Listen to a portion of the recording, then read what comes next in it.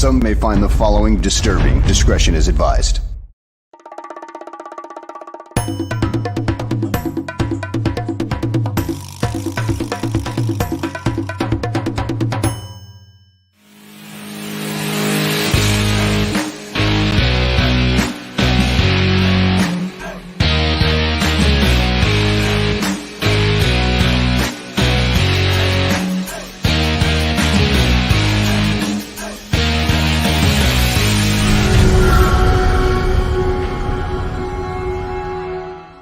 Welcome, everyone, to a fresh episode of GTF Gabriel Talks Football. My name is Aldo Gandia, and before I bring in Greg, I just want to remind everyone that these shows, Gabriel Talks Football, are available in audio-only format. All you got to do is go to Spotify, iTunes, wherever you get your podcasts, and then search for Barroom Network, and Greg's show will come up there along with everything else that we release. We don't want you watching YouTube while you're driving and paying attention to the show. That's a no-go. Listen to it on audio podcast.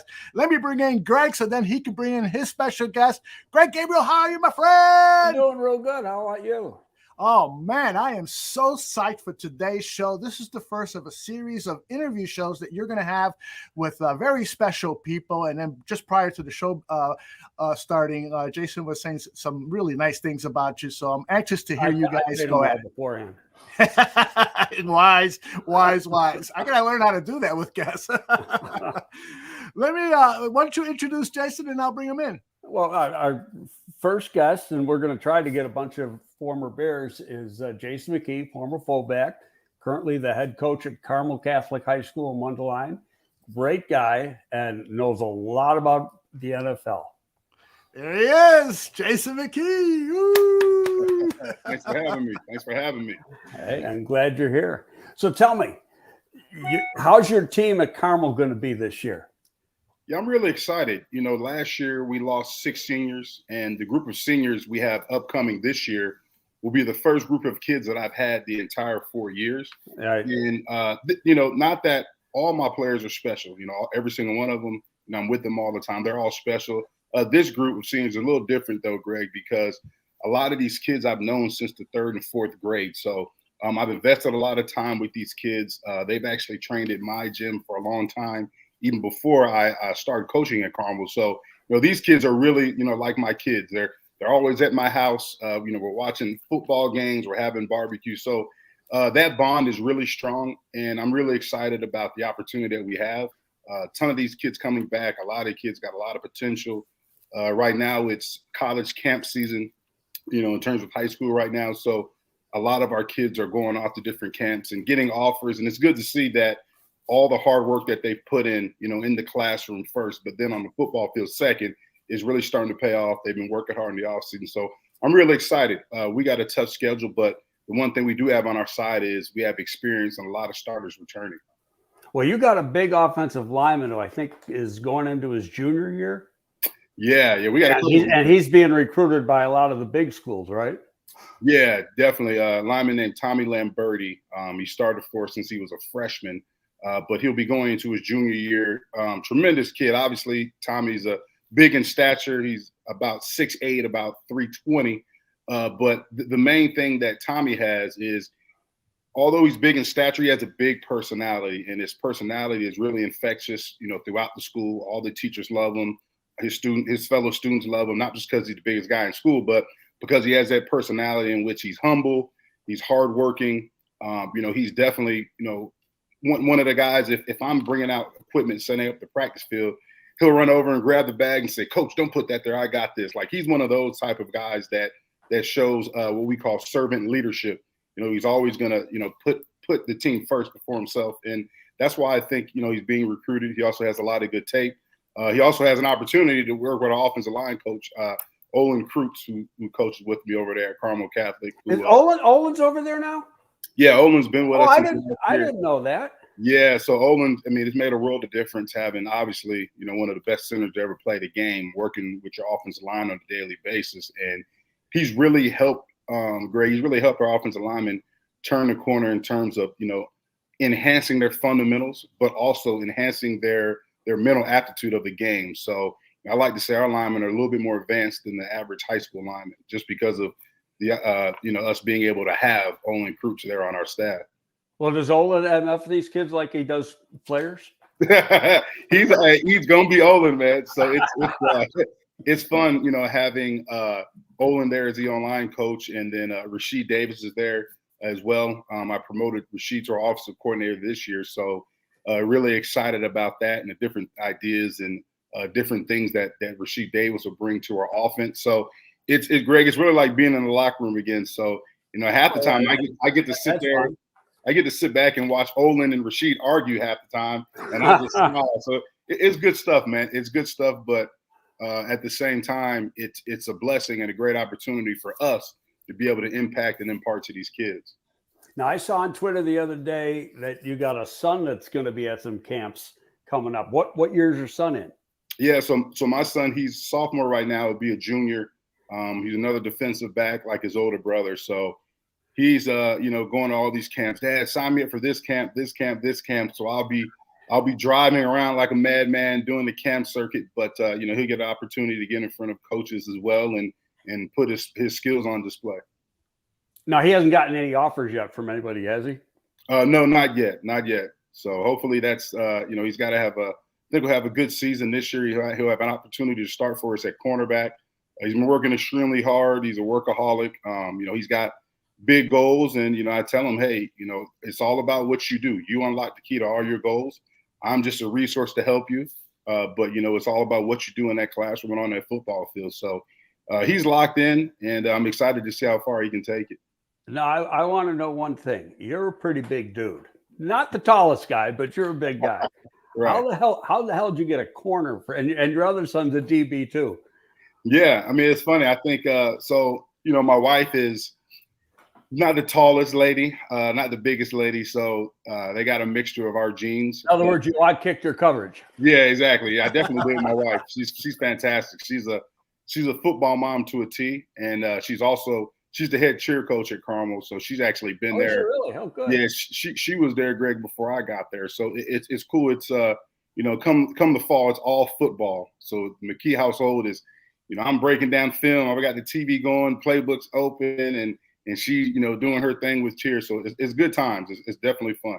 Well, as you know, I'm a big Carmel fan because my stepsons went there. I had a stepdaughter who went there, and my own daughter went there. So I've always been a big fan of Carmel. I got to get to a couple of games again this year because it's always fun to go to. So next thing I want to ask you is, you took on a little side job for this fall. You're going to be the sideline reporter for the Bears at the Bears game. So the first thought I had is, how are you going to mix those two, especially if you got to go a road game and you have a Saturday game, a Saturday high school game? Well, we won't have no Saturday games this year. So I was able to, look at our schedule first before I actually accepted this, this other opportunity.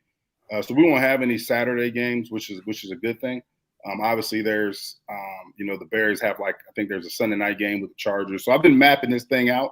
But the main thing is, it's a great opportunity for me. And, obviously I love media. So it's a great opportunity to do more media things. But I have a good staff in which, I trust those guys, and, I trust them to help us be prepared. And, I don't see myself really missing any time or being, taking too much time away from Carmel football. So it'll be exciting. I'm excited to this new role, to get on the sideline and talk more football and break down the Bears during the game.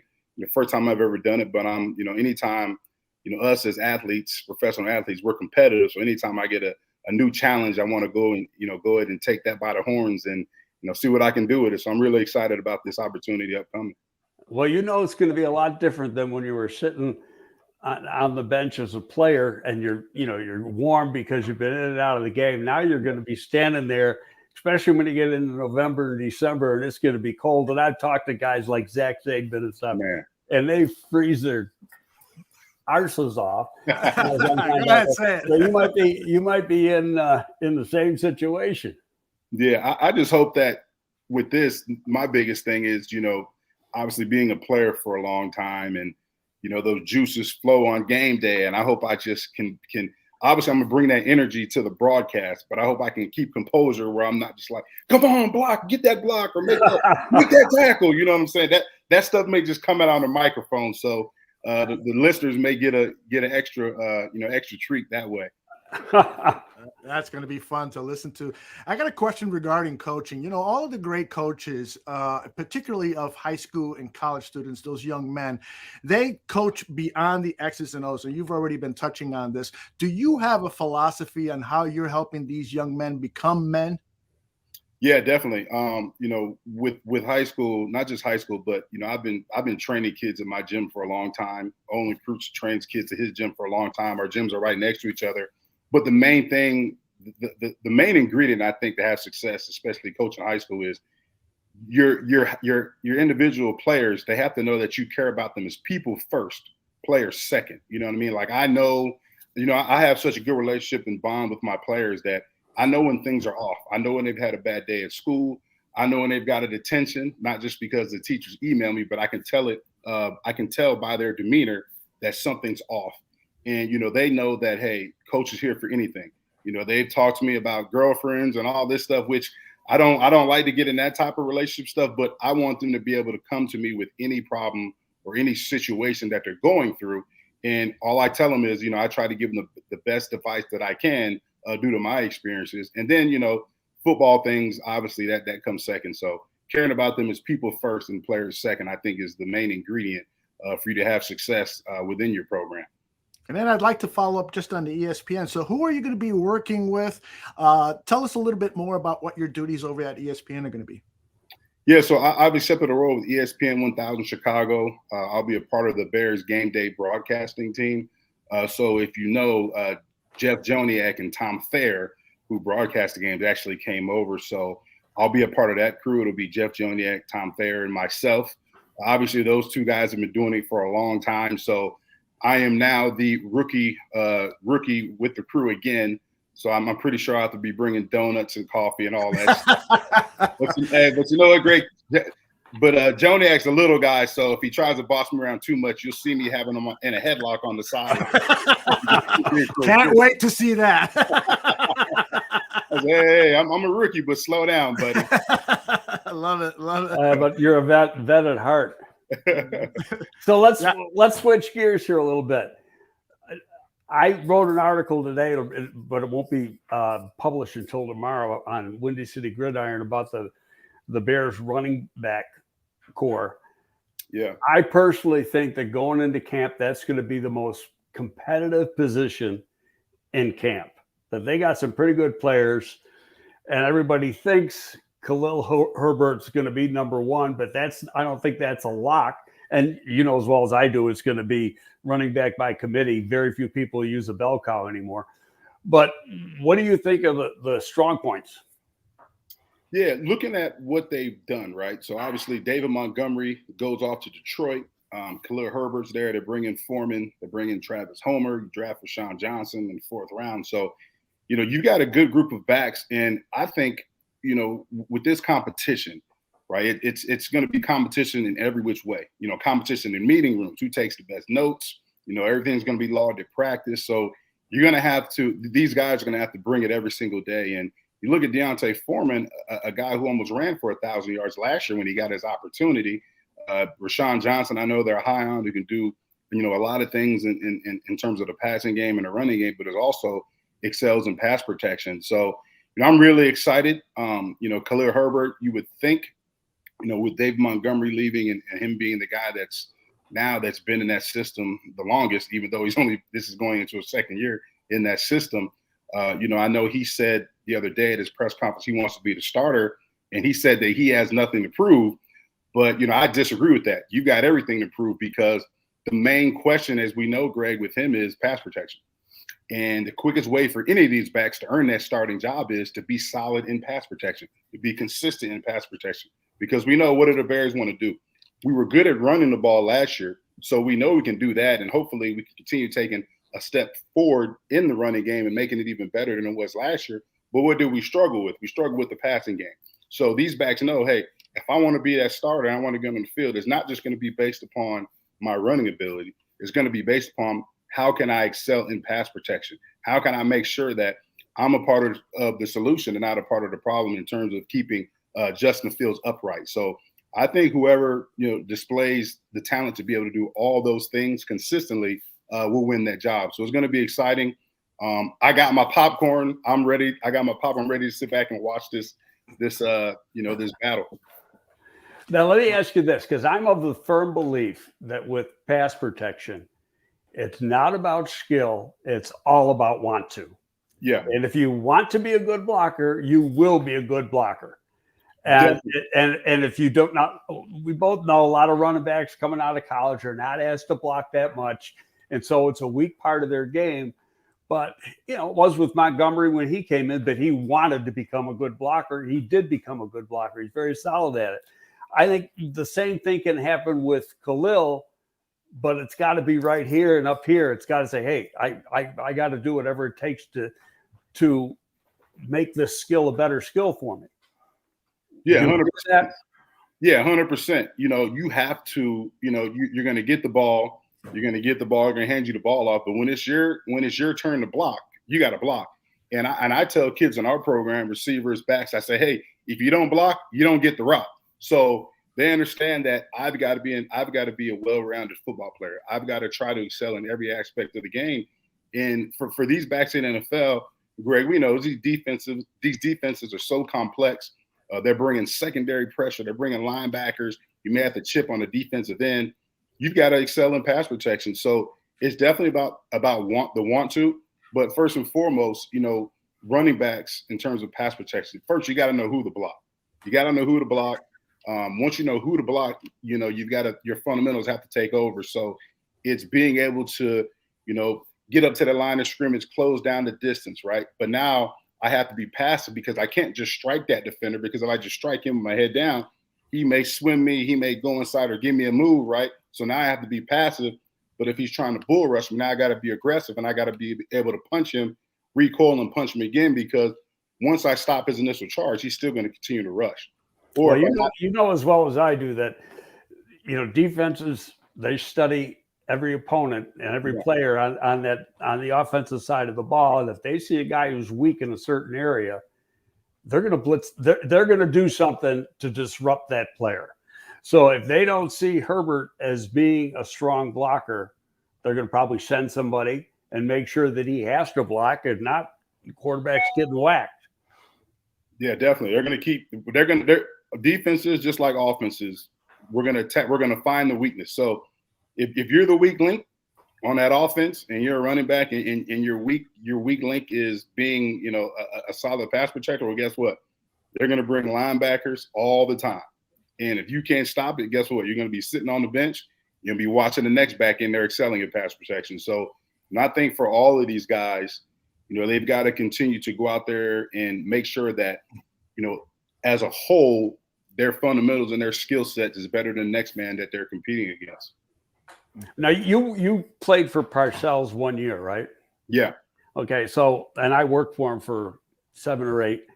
And one thing he told me, we brought in, I think this was the 90 season. So, because we got to the 91 Super Bowl, we brought in O.J. Anderson, actually to be a backup, but to split the carries with our lead guy. But O.J. at that point of his career had a problem with fumbling. And Parcells' belief was fumbling is not a physical problem, it's a mental problem. You concentrate on not fumbling the ball, you're not going to fumble it. So he told OJ right off the bat, he said, you want to play? You want to get the ball? Don't fumble. Because the first time you fumble, you'll never see the field again. I don't think he fumbled all year. And he had like maybe a half a dozen the year before. And since that time, that's always stuck with me, that it's not a physical problem when a running back fumbles the ball. It's strictly mental. It's concentration on protecting things. Yeah, when you bring up the name Bill Parcells, I start wanting to bite my fingernails. I mean, that's how tough of a coach he was, and to be early in my career and to have a coach, Hall of Fame coach like Bill Parcells. At the time, I could not stand him. Everybody was scared of him. Every rookie, every vet, everybody in the building was scared of Bill Parcells because you knew like he was going to give it to you raw and honest. So I respected that about him because he wasn't going to fabricate anything, or he wasn't going to tell you that you were good at something that you weren't. He was going to tell you straight up, look, you suck at this, or you did this, or guess what? I'm bringing in somebody. We're going to try out somebody right now to take your job on the other field over there while we're at practice. So I always respected that about Coach Parcells, and the things that I learned under him really enabled me to have a long career in the NFL because, you knew that, like you said, Greg, in terms of fumbling, you knew certain things weren't going to be allowed. So he really made you mature faster. He really made you become a pro faster. And like you said, fumbling is definitely it's mental. That's something that, I think running backs, in terms of your EDDs, your everyday drills that you have to work on every day. We do that at Carmel every day. We work on different, ball handling drills and stuff like that. So it's just about, being conscious with that ball in your hand, keeping it tight to your body. We call it 3 points of pressure. So the first point is, you're splitting the tip of the ball with your two fingers. The second point of pressure is that ball's locked against your forearm. The third point of pressure is you're putting that ball across your body with your elbow tucked in, so that way the defender, if he's behind you, can't punch that ball out. So the mental part is when I'm carrying the ball, I've got to understand I'm carrying this ball for the betterment of the team. This ball is important because if I lose it, now I give the other team an opportunity to get the ball and score. So I've got to be conscious that, the whole weight of the team is counting on me to have that ball secure. So, it's definitely a mental thing. I agree with Coach Parcells. Definitely don't want to disagree with Coach Parcells, but I agree with him on this. Well, I remember one thing about him, and he may have been the same because you got him later in his career. With rookies, they weren't allowed to get hurt. They weren't allowed to make mistakes. Yeah. So, I mean, you could have a broken leg and your ass better be on the field because, you just couldn't afford to miss time. You had to earn the right to be one of his guys. The funny thing, Greg, you tell that story, and I just told our trainer at Carmel, Dan Heinrichs, I just told him the same story. I told him that, hey, we have a lot of kids in the training room, just want to hang out in the training room, high school kids, and we're always telling them, hey, get out. So I told Dan a story. I remember Coach Parcells on each training table, he had bus stop number 1, bus stop number 2, bus stop number 3. And he would not let us get ice after practice or anything. He said if he caught you in the training room, especially if you were a young guy, he was going to buy you a bus ticket and send you home. Not a plane ticket. He said, I was going to get you a Greyhound ticket and send you home. So I can recall, Greg, after practice, you got bumps and bruises and you want to get ice so bad. But if you went in that training room, you couldn't get ice. So guess what? On the way home, there would be about 5 or 6 rookies. We're all at the gas station buying bags of ice. And the gas station attendants looking at us like, what are you guys doing? Don't you play for the Cowboys? I'm like, yeah, we ain't allowed to get ice in the training room. It was crazy. He was. It just brings back so many memories. We had a guy, the guys that were hurt, just, Parcells made it that if you were hurt, the trainer who was taking care of rehab was just going to beat the shit out of you. So it was like either go to him or stay on the field, because if you go to him, it's going to be worse. And back, early in my career with the Giants, a guy named Jimmy Matalino was that guy. And Jimmy's now the head of sports medicine at the University of Kentucky. But Jimmy was a tiny guy. I don't think he weighed 150 pounds. Wow. But he was a tough son of a gut, and they were scared. Players were scared to death of him because he would work the shit out of them if they were hurt. They were gassed.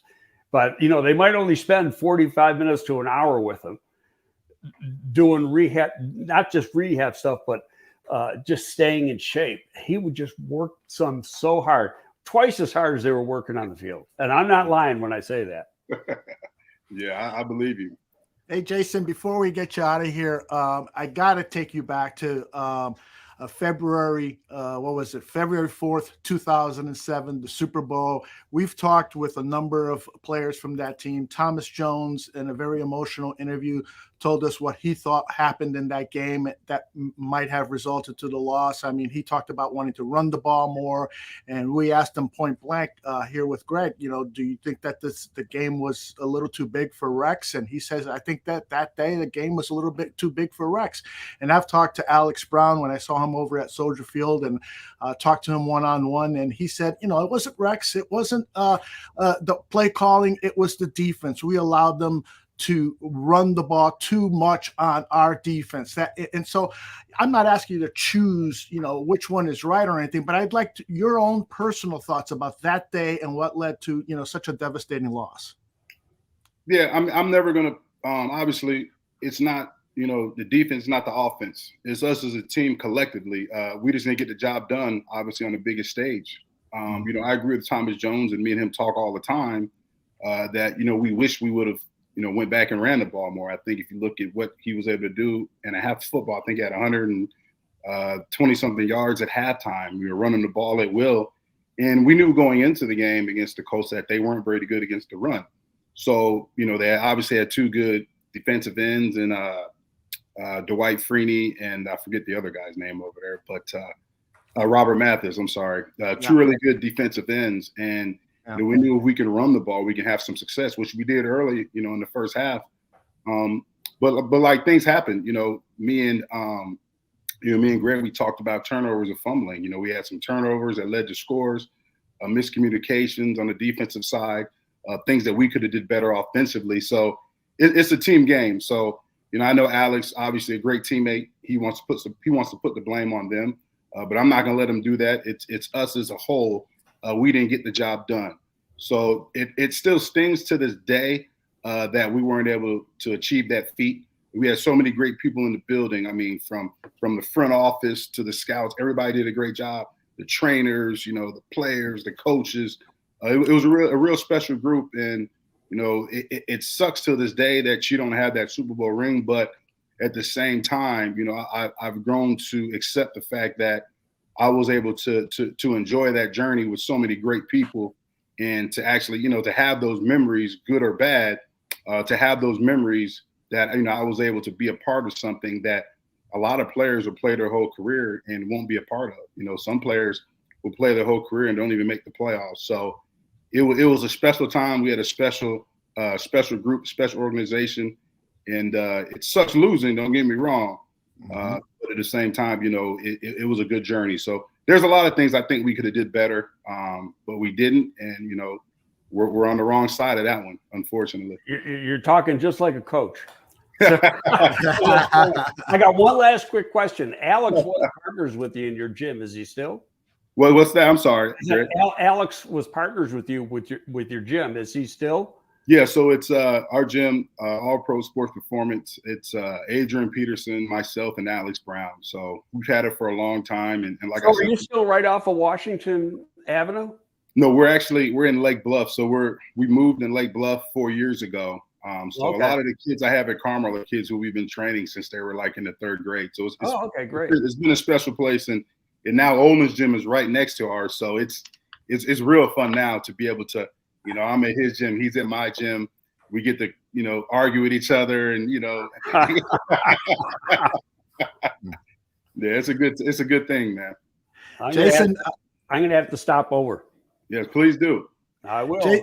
Jason, on behalf of all Chicago Bears fans, we're so proud of you, your career. That season, despite the disappointing result of the Super Bowl, you gave us so many thrills that season. That championship game at Soldier Field against the Saints is one of my all-time memories. I've been following this team since 1968. You and the camaraderie between the team, the friendships that you guys developed, and the way you guys are still in touch. Those are just some of the things that we admire about you guys from that era, and we will never forget it. And we're so grateful that you've got this opportunity with ESPN. We're rooting for you to do whatever you want in your career. We'll be applauding you and cheering you on, brother. No, I appreciate it. Thanks for having me on the show. You guys. Thanks, Jason. Appreciate it, buddy. Thank you guys. You guys have a good day. Okay, you too.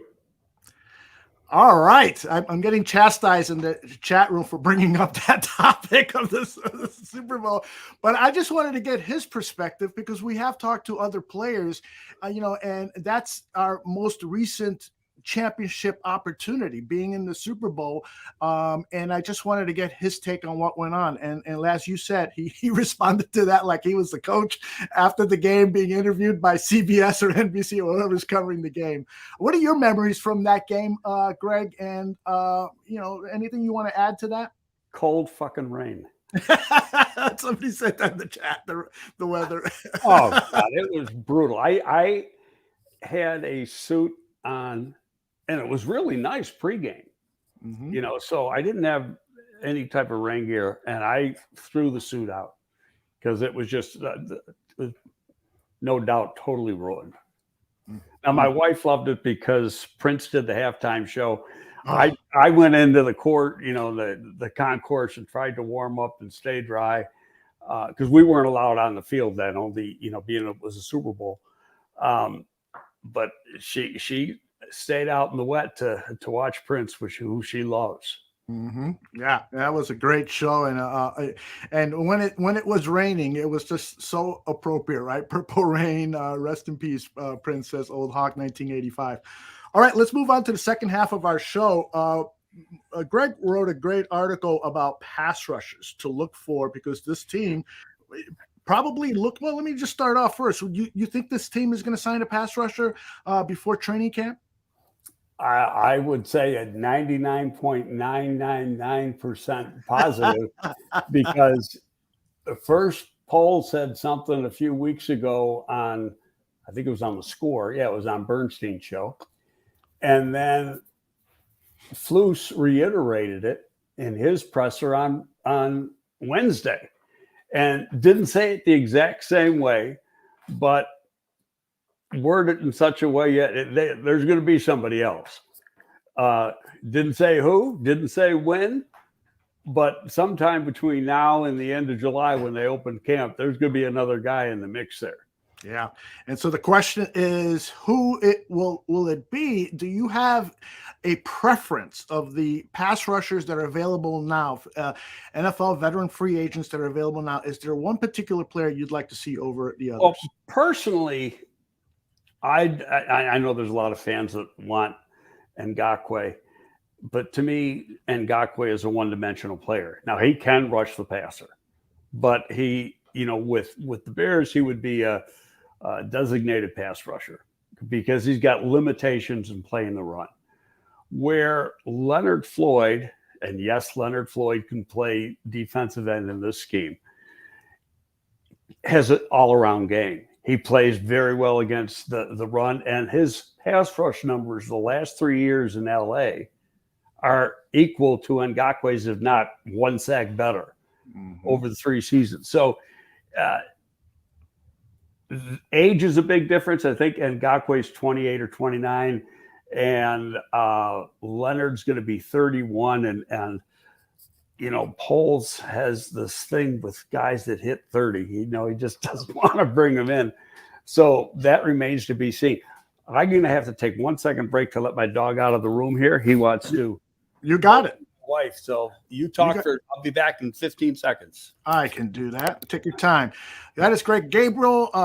And so, I don't particularly have a preference on who to bring in as a pass rusher, but I was on the Bears Country podcast last night as a guest, and they asked me, and I said, I'd like Yannick, but I also brought up the name of Leonard Floyd. I really do believe Leonard Floyd could be a great addition to this team as a pass rusher.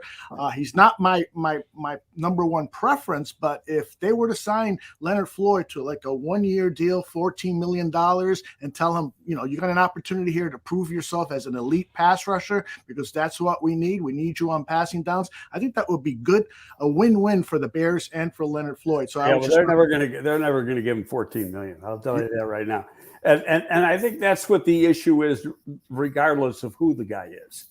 It's they got a dollar amount in their head that they want to pay this guy. Mm-hmm. And these guys, they're holding out for more money. It's a game.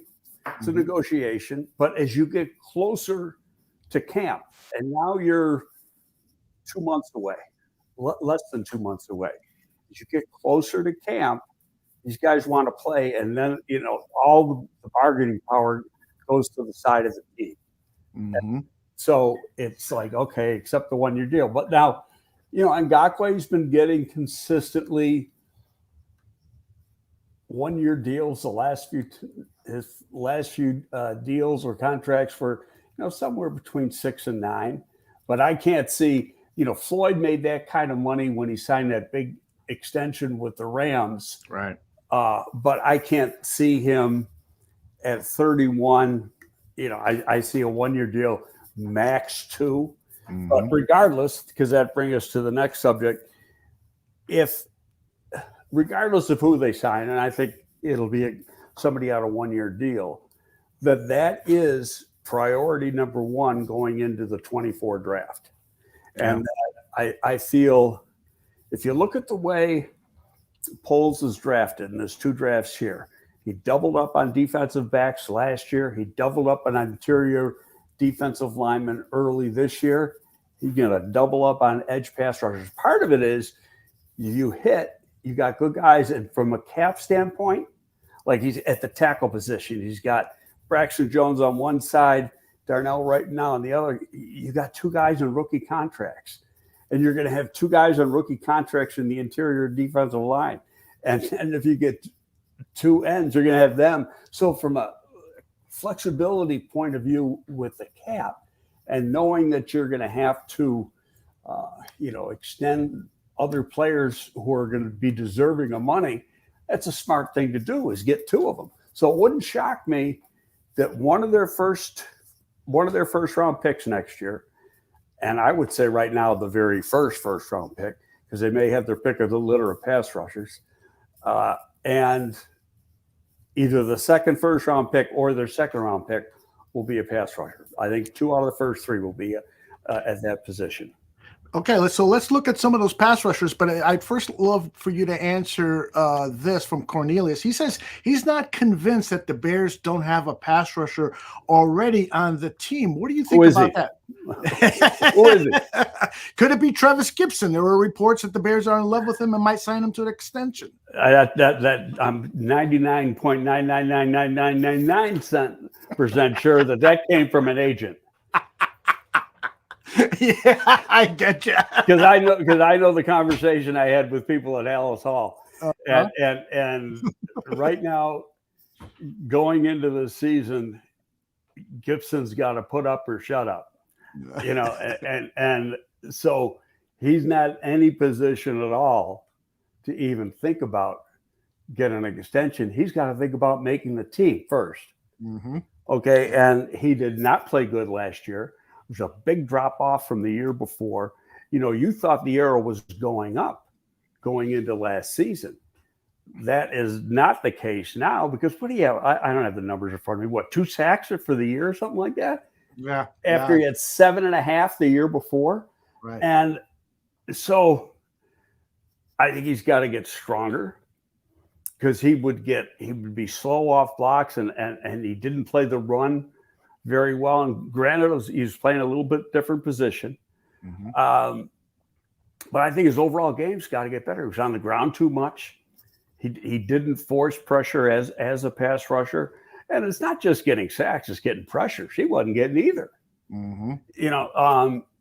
Robinson, DeMarcus, I'm seeing names pop up. DeMarcus Walker, in my opinion, he can rush from the outside, but from my opinion, he's even better from the inside. That when you get into and your sub package things, when you're getting into obvious passing downs. Now if you've got him at left end, where he's very good against the run on your base downs, that's great. But you might want to move him inside and get 2 pure pass rushers outside. But who are they? Yeah. Terrell Lewis says Google users getting some love from at the OTAs from coaches. What do you think about Terrell?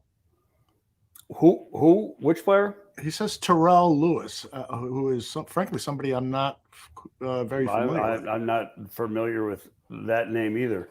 But the rule is generally any love that's being preached during OTAs, that's just fluff, right? I mean, they don't have pads on. They're just installing plays and stuff. You can't really evaluate a player's performance during this part of the season, right?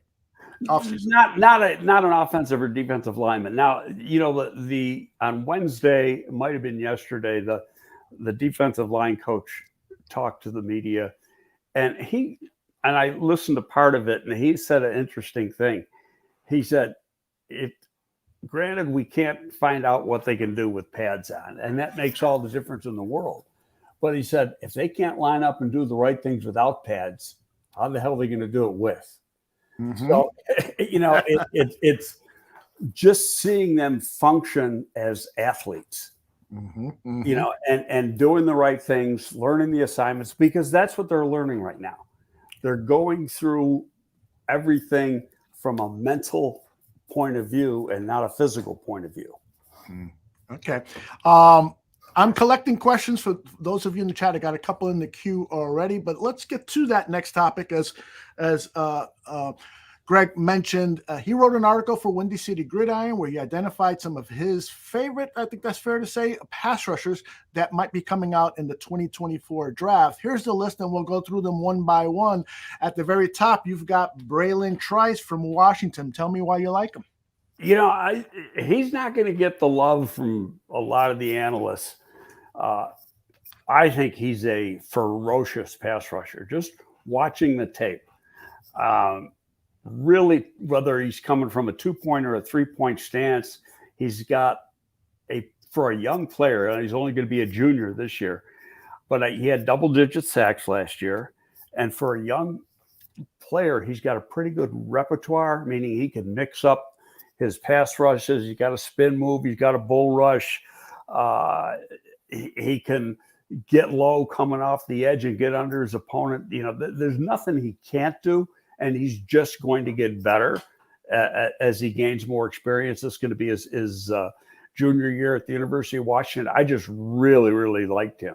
And then the next guy, Chop Robinson, he's a little bit smaller. He's probably only 245, but he'll get bigger. But he's so fast and so explosive. He's like some of those other Penn State pass rushers that they've had coming out the last few years, where he's fast and explosive coming off the edge, and just a tough guy to block. Now, for the NFL game, and you see it there, he just beats guys with his speed and quickness. But in the NFL game, he's going to have to get stronger, and he's got, as you can see, he's got thin lower legs. He's got to bulk up both of the upper body and lower body to be a consistent player against the run. But just pure pass rush ability, he's really good.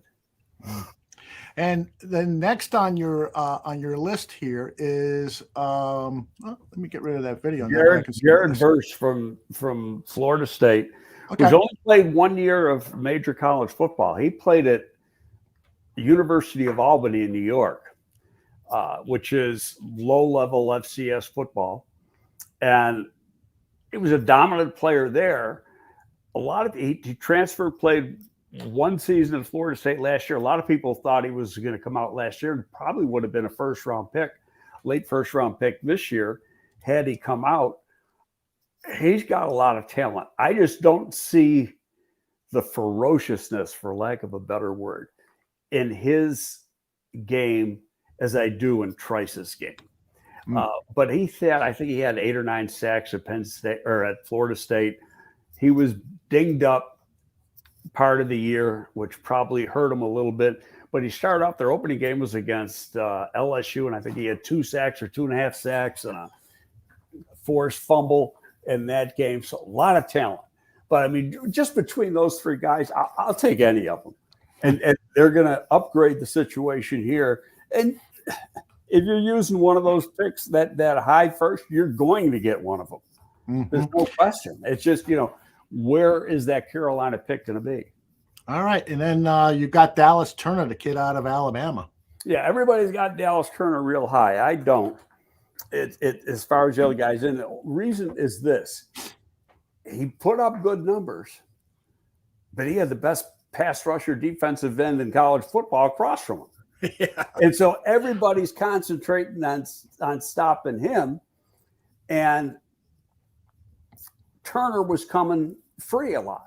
So now everybody's going to concentrate on Turner. And let's see if he can do the same thing. Aha. Well, I'll tell you one thing, just looking at a bunch of highlights and putting together this reel, the guy plays with that hits philosophy. He just does not quit. What about the kid from UCLA, Laiatu Latu? Great natural talent, big burst coming off the edge, strong. He finishes well.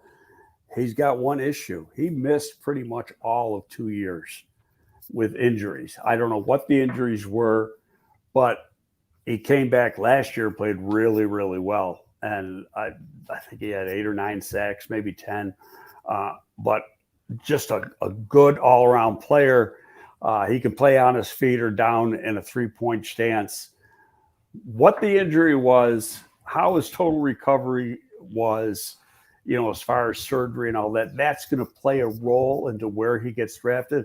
We're not going to even know that until you get to the combine next February. Mm-hmm. And then you've got a couple of Ohio State guys on your list. They are JT. Oh, let me shut the door here just before we get that. Give me 10 seconds here. You bet. And while you do that, I want to play the reel of Braylon Trice. This is the first guy on Greg's list, and boy, he just shoves that right tackle aside like he was made out of putty. And I loved his size. I forgot what Greg listed him at in his article, but I think it was like 6'5". Is Braylon Trice 6'5"? About 6'5"? 6'4", I think. Okay, 6'3.5". I guess maybe because he's standing up on some of these highlights, he looks taller, but he does have some great quickness. This kid is going to be special. All right, talk to us about the 2 Ohio State players. Okay, I don't know how to say the first one. It's Tui Malolo or something like that. I think you nailed it. And he got all his notoriety comes from one game, Penn State. He had an interception for a touchdown. I think another interception, 2 sacks, and a forced fumble. So it's like everybody wants to put him in Canton now off of that one game. But he only had like 1.5 sacks the rest of the year. But the talent's there. I think right now he's a better run defender than he is pure pass rusher. Now, he's got the talent to be a good pass rusher. And he's only a sophomore last year, so he's junior this year. We'll see a lot more of him this year. I had a question just looking at the tape. How long are his arms? Because for pass rushers, you want length. They're probably long enough. I'm just because he's pretty built and is pretty well built in his upper body, his arms and stuff. So it might make his arms look a little bit shorter than they actually are. But real good football player. I just don't think he's got the pass rush talent of the guys that I have in front of him right now. And it's only like I say, he's getting a lot of pub off of one game, but that's one game. They played 13 games. Mm-hmm. Okay. And then Jack Sawyer is on the other side. Now, Sawyer last year played a combination of off-the-ball linebacker, outside linebacker, and defensive end. This year, and early in his career as a freshman, he was a defensive end. This year, they're moving him back strictly as a defensive end. And he's got some natural pass rush skill. I think, they needed help at the linebacker position last year. He played within the rotation. This year, it's going to be him and JT on the edges, and that's going to be a tough combo to, it's pick your poison. Mm-hmm. You'll double one, but the other guy's going to be coming in a one-on-one situation, and whoever goes from there, it'll be really interesting to see the type of numbers those guys put up because they're both really good football players.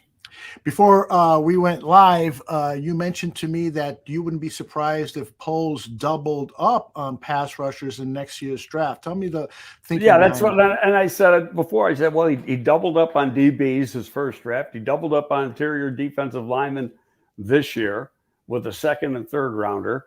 I just think that 2 out of his first 3 picks are going to be pass rushers because he doesn't have the way that squad is right now, you don't have two guys that can really scare you coming off the edge. Now, will that change between now and August 1st? Probably, but we both know that guy's going to get a 1-year contract. So is he going to even be here in 24, coming off a 1-year contract? So I just think for when you look at cap and you it's team building and you plan how you're going to put your team together, that it would be smart to do that. Just like, he spent a high pick on a corner and a high pick on a safety last year, another high pick on a corner this year, a high pick, two really high picks because it was the first pick in the 3rd round where he took the kid from South Carolina that in reality was a late second because there was only 31 first-round picks this year. So he's got, he's using priority picks for key positions. To me, right away, you see, because he's done it 2 years in a row, that's a philosophy. That's not the way it falls. To me, it's a philosophy, and I can see him doubling up on the edge position this coming spring. The interior of this defensive line looks as strong as I've seen it in recent years, with the addition of those 2 rookies. And the 2 guys they signed as free agents. Well, Jones from last year, but then Billings, the big guy from the Raiders, Billings, who is a bitch. Yeah, that's the most underrated signing they got.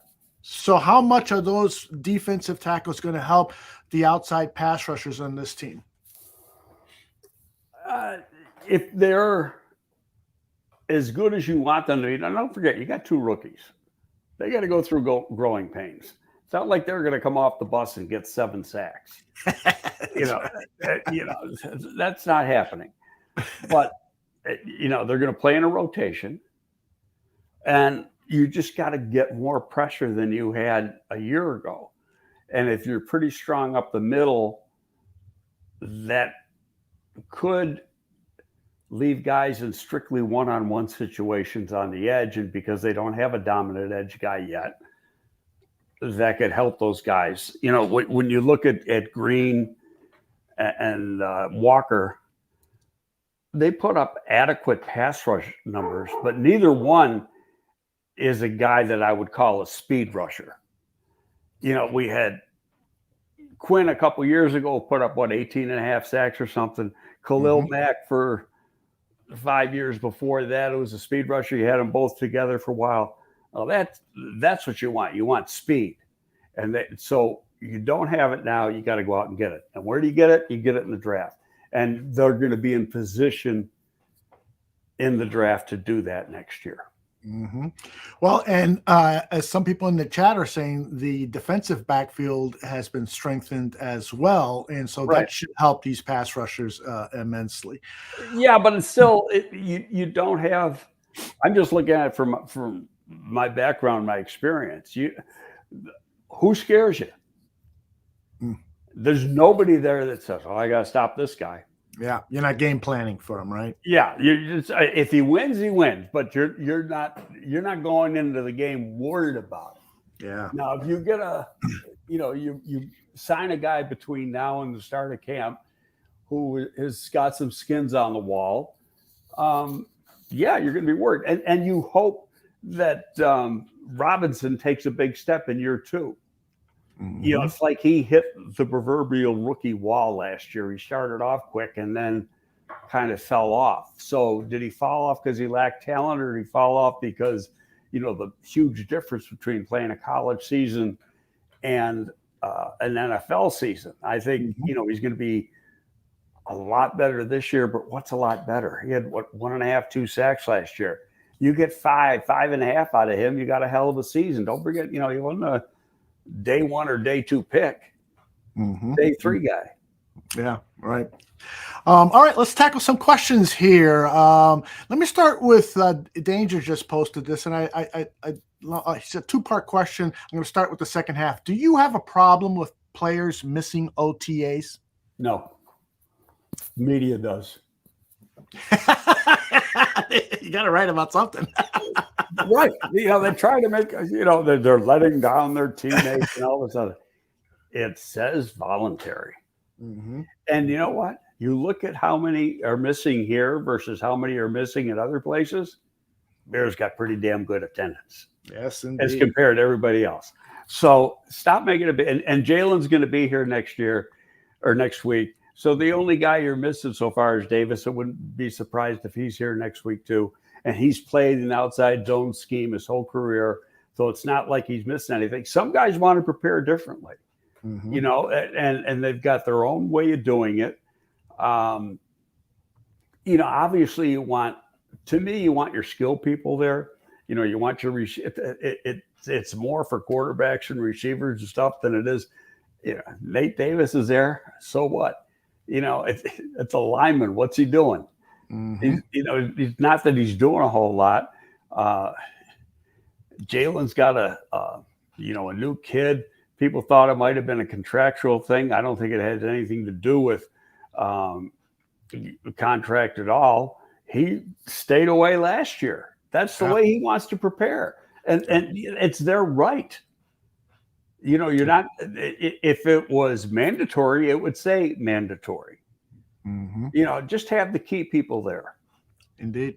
And the first part of that question was, what positional group do you think is the strongest coming into training camp? I would think that the linebackers are going to be pretty up there, right? Yeah, the line. Well, you got some Pro Bowl caliber players playing at the linebacker position. You got a guy who played pretty good last year as a rookie.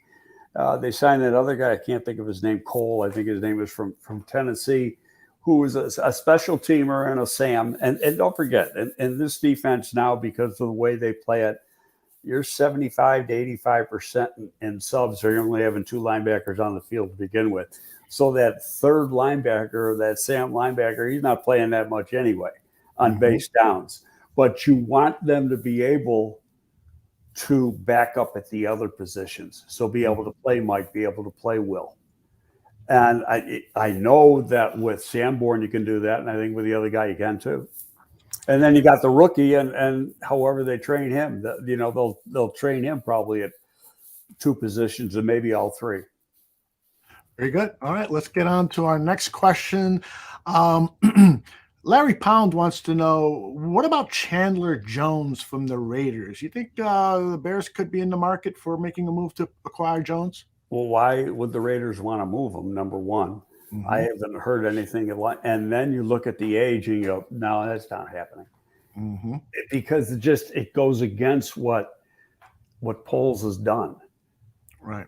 He has set this thing up. He's bringing in certain types of players.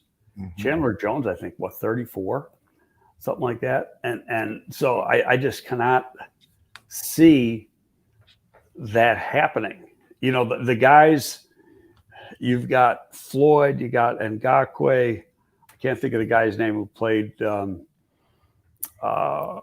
for Kansas City last year, who pulled Frank Clark. You got some decent guys on the street that are probably for this scheme better than others. You'd have to give up something to get a Chandler Jones. Mm-hmm.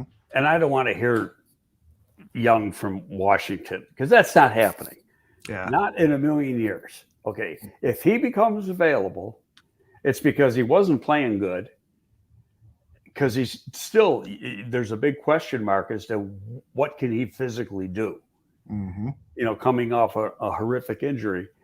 But he won't become available until the trade deadline, if he becomes available at all, because if he's good, they're going to find a way to try to hold on to him. Mm-hmm. So, but like I say, at the earliest he's available is the trade deadline, or if they decide not to re-sign him, he's a free agent next year.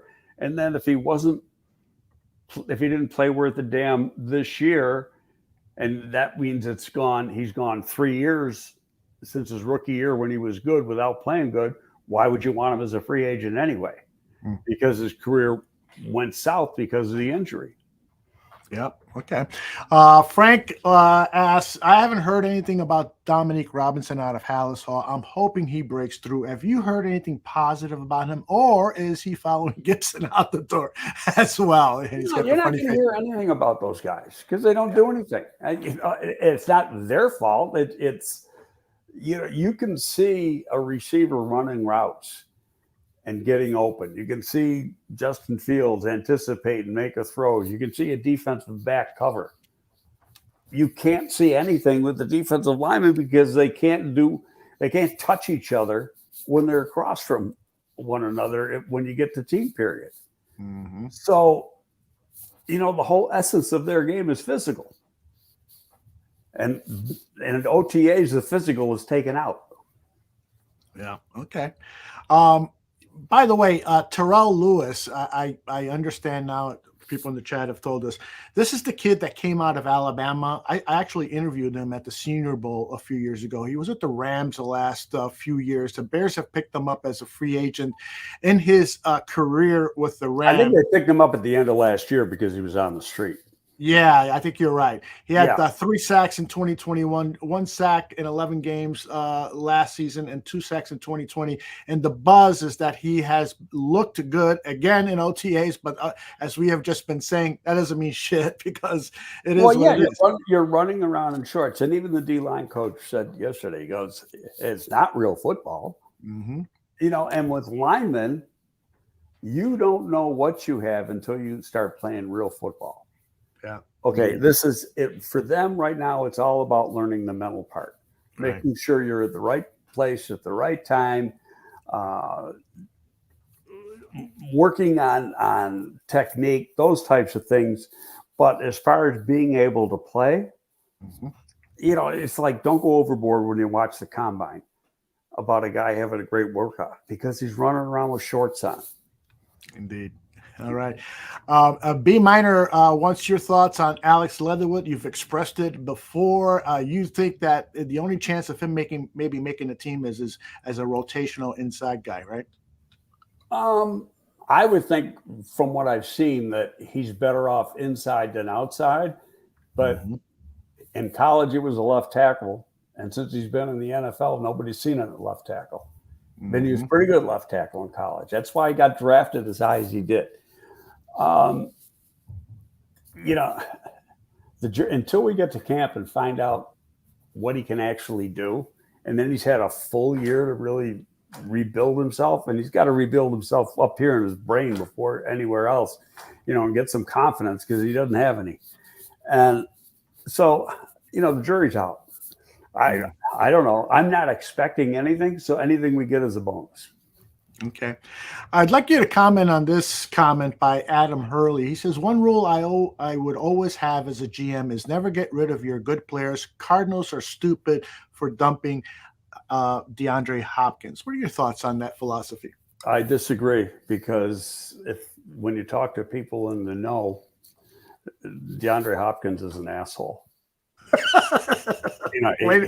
He's a locker room cancer. He's a me first guy, like a lot of receivers. He's a me first guy. He's strictly a possession receiver now. Don't forget, this guy couldn't run when he came out, and now he's been in the league 10 years.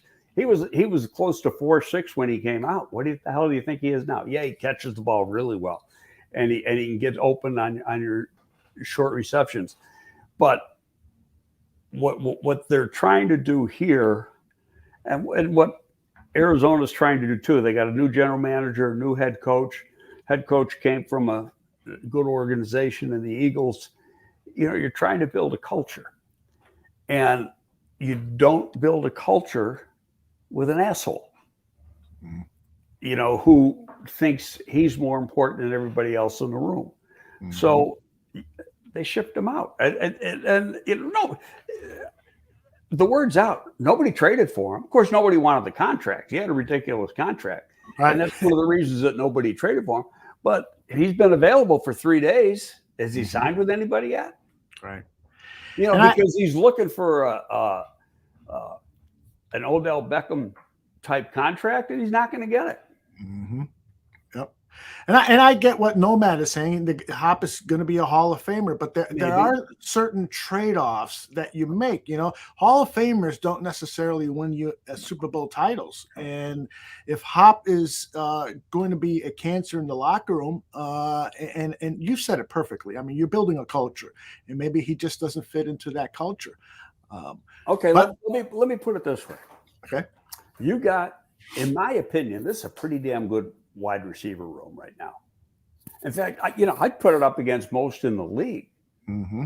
You look at compare this to, say, Green Bay over the last few years, and they had Adams.